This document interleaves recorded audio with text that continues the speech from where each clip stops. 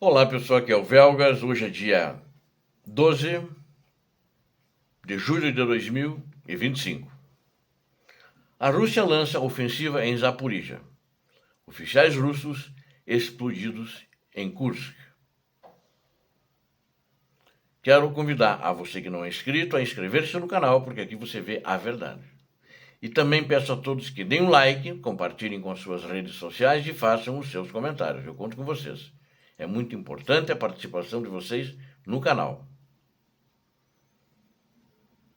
A Rússia lançou, vamos dizer assim, a primeira ofensiva na linha de frente de Zaporizhia. Desde 2022 que isso não acontecia. Era uma área muito calma em termos de ofensiva. Ela tinha mais, fazia ataques de artilharia contra a Ucrânia e ataques de mísseis e de drones que saíam dali daquela região. As tropas russas, acredita-se que devem manter operações de assalto ativas ao longo da fronteira de Zaporizhia. O que foi iniciado ontem não trouxe nenhum resultado, o que é igual às outras áreas. Ou seja, atacaram, avançaram, o que eles chamam de avanço, chegaram, foram destruídos pelos drones, pela artilharia e recuaram novamente. Então, o objetivo deles é interromper a logística ucraniana, que eles não conseguiram nem com artilharia, nem com drones, né? Eles querem interromper a logística ucraniana e ganhar terreno em direções a locais estratégicos importantes, né? E também esses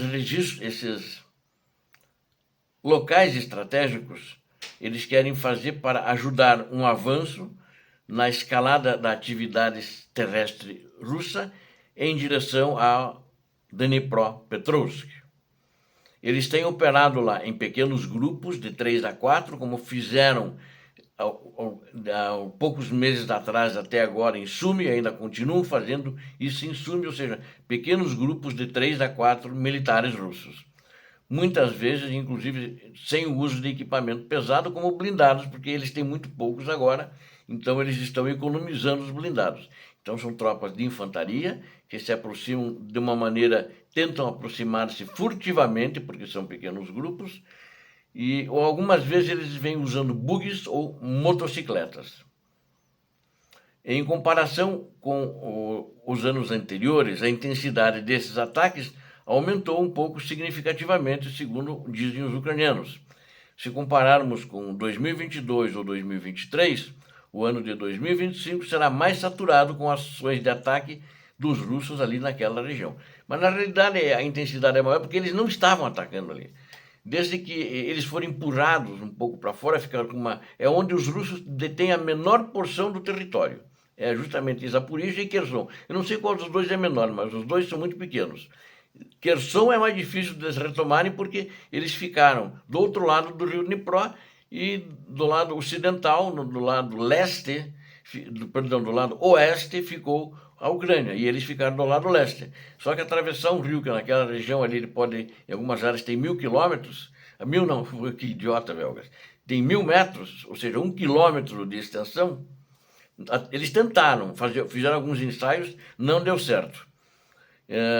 Então, mas os ucranianos disseram que eles estão com nível de atividade alto comparativamente ao que era, e as forças russas têm intensificado naquela região, agora começaram com isso, o uso de drones, né?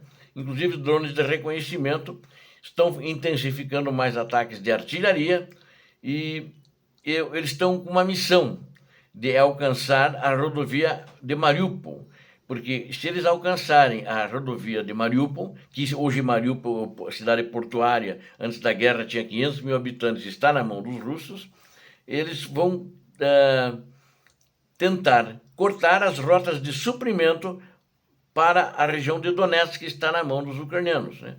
Eles vão tentar, só que para isso eles têm que capturar Urikhiv e em seguida avançar em direção a Kamiansk e Komushvalka, né?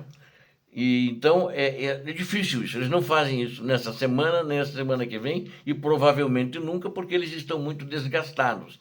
Apesar de que as tropas naquela região elas estão mais descansadas, porque não tinham muito movimento bélico ali naquela região, né? Tinha duelos de artilharia e coisas assim, mas agora vai ficar mais intenso. E para atingir esses objetivos, né, pelas observações ucranianas, né, sem dúvida, eles que estão em combate com eles, eles acham que os russos vão continuar operações ofensivas durante todo o verão naquela região.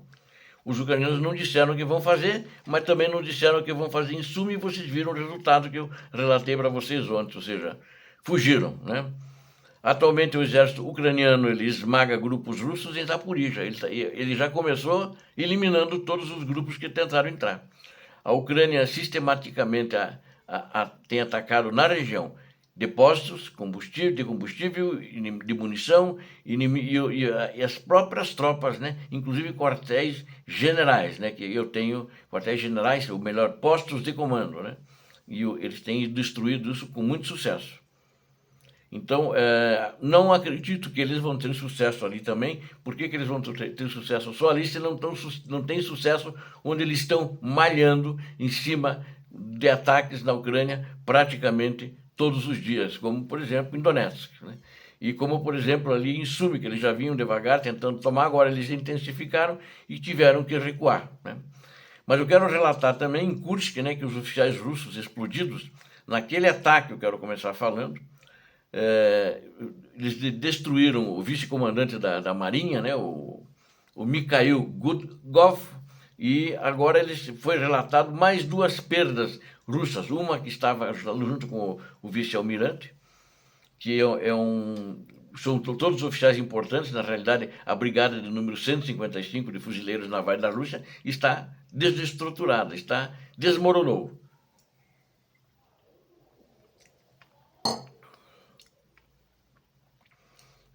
Então,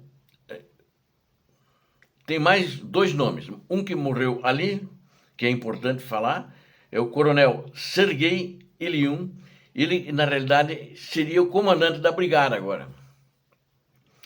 Então, a brigada não sabemos ainda como é que ficou o Estado-Maior de toda a composição com o novo comandante, mas, de fato, eles têm problemas de avançar novamente ali, porque para tocar os planos dos comandantes interiores não é muito fácil.